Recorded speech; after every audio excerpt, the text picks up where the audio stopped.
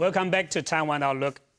Joining us today is Her Excellency Vice President Anna Lu. Madam Vice President, we discussed the so-called Democratic Pacific Union earlier, and as we know that you single-handedly, founded the so-called DPU. What are you hoping to accomplish through the DPU? I wouldn't say that I single-handed, but this idea was enlightened when the European Union was founded. So I began to ask if European Union can be formed, why can't the Asian Union? Mm-hmm. And then I discovered that in Asia, there are four communist regimes out of 5 on mm-hmm. Earth. And there are so many countries which are not that democratic. So I see maybe Taiwan can do something. Mm-hmm. I began to call on Democratic Pacific Assembly first for 3 years. Then mm-hmm. everybody agreed that why not we have an organization. That's right. So it was founded to commemorate the 60th anniversary of the end of World War II. Mm-hmm. And it's just a baby. But we are very pleased to have 28 countries coming from Pacific community mm-hmm. all together to mm-hmm. join. And I was elected as a founding chair, and we have a number of projects done already. For instance, we offer Taiwan Studies program. Mm-hmm. Currently, we have over 30 graduate study students coming from different countries to study here. Mm-hmm. We also offer DPU fellowship, visiting fellowship. Mm-hmm. We have over 30 visiting fellows mm-hmm. to have been here already. Mm-hmm. And besides, just last month, I also founded a Pacific Congressional Caucus mm-hmm. to have parliamentary members from DPU's member states. Mm-hmm. And our purpose is to consolidate the democracies mm-hmm. and to have a better governance mm-hmm. in respect to countries. Mm-hmm. And besides, for this year's program, we are going to have another in the caucus to have universities mm-hmm. caucus mm-hmm. Among our members together. Mm-hmm. And this year's agenda will be human development and human security. Yeah. Vice President, it appears to me that the major participants now are mainly so-called people from the democracies. Yeah. How about reaching out to the non-democracies? What are the major goals that you're hoping to accomplish by reaching out to the non-democracies in the region?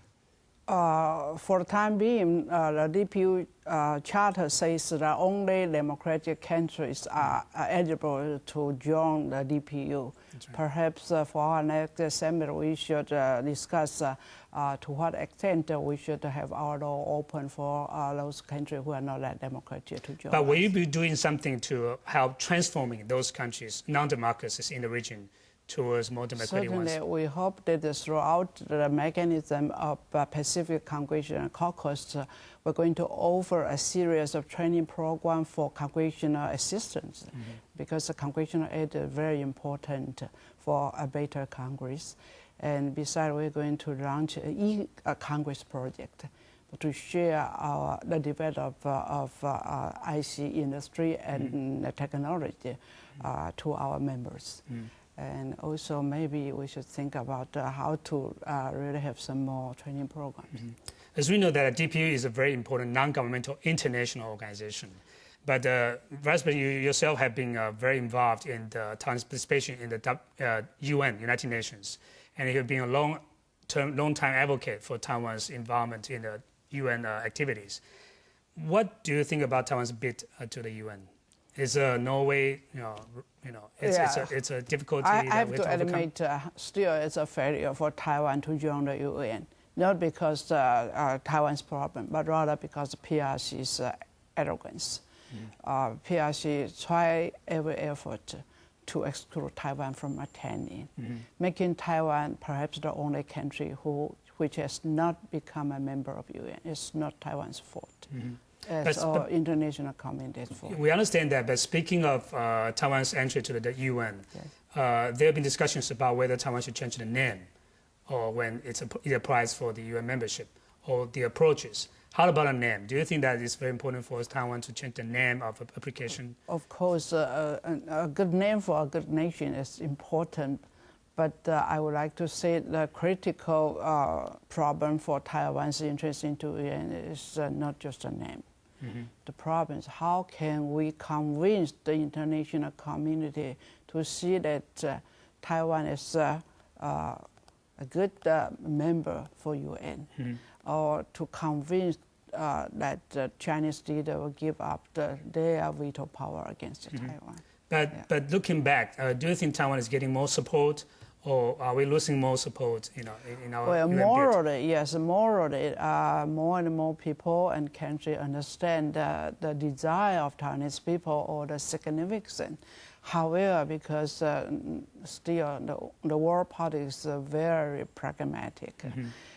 Many world leaders, they are more interested in China's market. They are afraid of saying no to China. So that's very, very unfair to Taiwan. We have to keep working, but never frustrated. Please well remember that it took Korea 15 years to get into UN. It took PRC to replace ROC's seat at the UN for 23 years. That's right. We still have a long way to go. But even until now, the government of Taiwan seems to be very ambiguous about what we want from the UN. In other words, we don't really apply for a direct, application for the full membership of the UN. We only ask the UN to discuss or review Taiwan's status. Do you think that Taiwan should change our approach?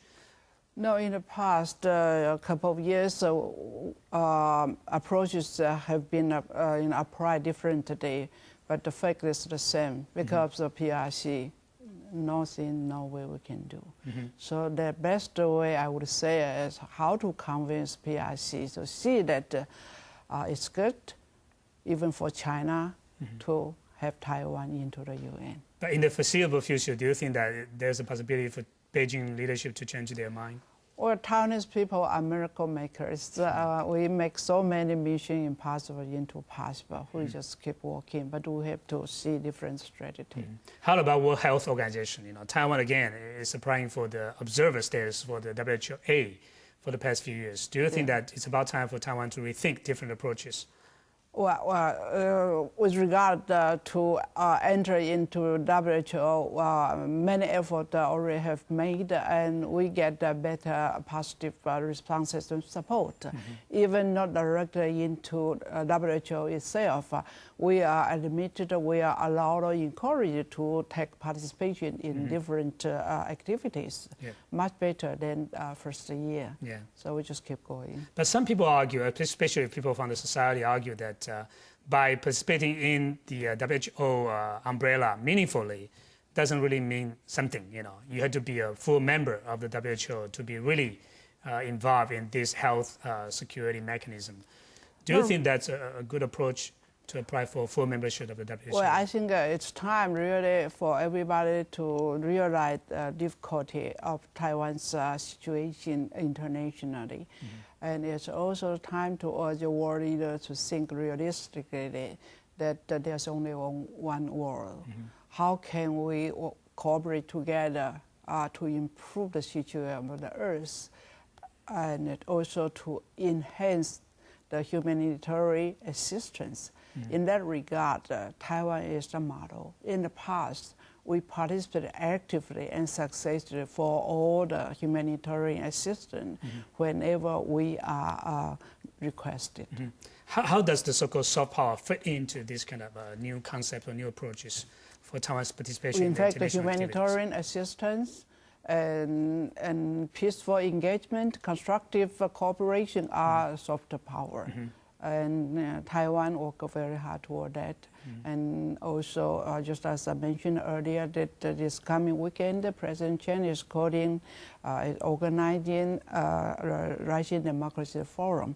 We're going to have 4 more prestigious head of state to participate, coming from different continents, plus democratic activities from 25 countries.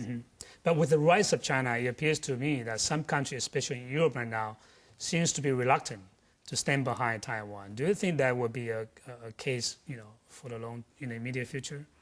Continue to be the case? Politicians cannot be selfish. Politicians should not be nearsighted.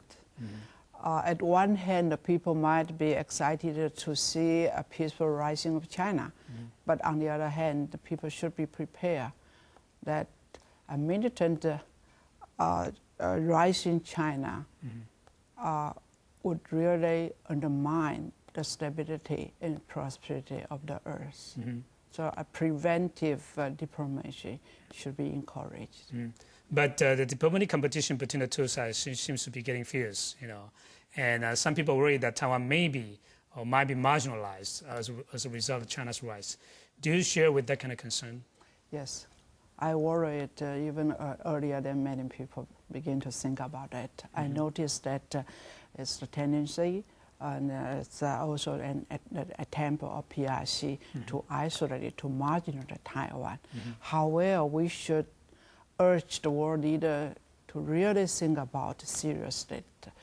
Provided that Taiwan had been fallen into a part of China, what the world order and the prosperity and stability in Pacific area would take place. Taiwan is the lighthouse for democracy. Taiwan is also a castle for peace. In the past decade, it's Taiwan who worked so hard to contain or at least to prevent Chinese communism from spreading over in this area, not only in Pacific area, but also at the backyard of United States, namely Central America. So many Central American countries chose Taiwan to make friendship rather than to make friends with China, making the fact that the Central American countries are democratic and prosperous. As we know that China has been very aggressive or offensive in taking away Taiwan's diplomatic allies. For the past 5 years, China has already taken away 5 of Taiwan's diplomatic allies. How do you see this kind of trend? Is that worrisome for Taiwan? Yes, they have the so-called zero diplomatic allies policy. Namely, they try their best to buy up all those countries who remain diplomatic ties with Taiwan. It's a very critical and a cruel fact. However, President Chen and me and the government work very hard, and we show our best friendship, and we try our best to share the experiences of Taiwan's development with our friend, not just give them money. We share win-win policy, share our developed experience with them. But as we know that the international media tend to see Taiwan's foreign aid or ODA to those countries as a so-called money diplomacy or checkbook diplomacy. Do you think that's a fair statement to say Taiwan using this kind of checkbook diplomacy? Well, if money used to be the policy for the old KMT government, it's certainly no more the policy by DPP.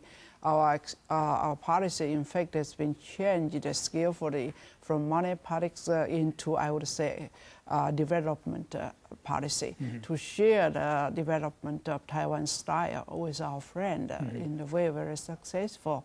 We share our agriculture, fishery, and industrial technology with them. We help them train the employees and the technicians successfully. And besides, we also are very interested in sharing our humanitarian assistance, including environmental technician and also healthcare. But in comparison, what do you think is the major difference between your government's foreign aid policy from your previous KMT government? As I said, we are skillfully change from money politics. Talking about money politics, that means you give money into someone's pocket. No good for their people. However, ever since President Chen took the office, we offer our assistance and just give the money to the government and also to the people. We help them build, for instance, build some nursery schools, and also to build houses for poor people in Guatemala, in Paraguay, in El Salvador. After El Salvador suffered from earthquake, we help them build houses. Yeah, you personally been involved in this kind of industrial park in some Central American countries. Yes. How successful it is? We work very closely with the government of El Salvador. We hope that in the near future, Taiwan Power can be established. In terms of the number of diplomatic allies, some people in Taiwan believe that we should not have this kind of myth of number of diplomatic allies. It doesn't matter if Taiwan loses all the diplomatic allies. Do you think that's, No, still important. We cherish all the friendship, so we try our best to appreciate and to maintain the friendship. But other than those who maintain diplomatic ties with the ROC government on Taiwan, we also develop our substantial diplomacy, namely to enhance economic cooperation and economic cooperation as well as cultural exchange programs. So currently, can you believe that in Taiwan, we have over 10,000 overseas students studying in Taiwan? Yes, and we welcome more students coming to Taiwan. And certainly, we also have a fellowship to encourage our students to go abroad for further studies as well. That's right. And as we know that China is also developing its so-called soft power in a different way. Chinese cultures, languages, and so on. What do you think that can make us more advantageous in terms of competing with China's soft power? Well, in terms of size, certainly Taiwan compared to China is very tiny. We admit the fact. However, I say Taiwan is just like paper. So long as it's spicy enough, don't matter the size. So Taiwan is proud for the achievement in terms of democracy, in terms of high tech. In terms of high tech, we have been ranked number 3 for many years. So I think with this advanced technology, Taiwan tech lead. And last year, there was a cover story entitled "Why Taiwan Matters," published by Business Week. According to that article, Taiwan is an invisible powerhouse for global economy. So that's the approach that you are proposing to the government. Yes, that's why I emphasize the soft power, including democracy, peace, love, because Taiwan already offers a tremendous amount of humanitarian assistance globally, and plus technical progress. There are many countries that are very important for Taiwan, and 2 of the most important countries are China and the U.S. So when we come back, we will talk about the triangular relationship among Taiwan, Washington, and Beijing. And that's take a short break.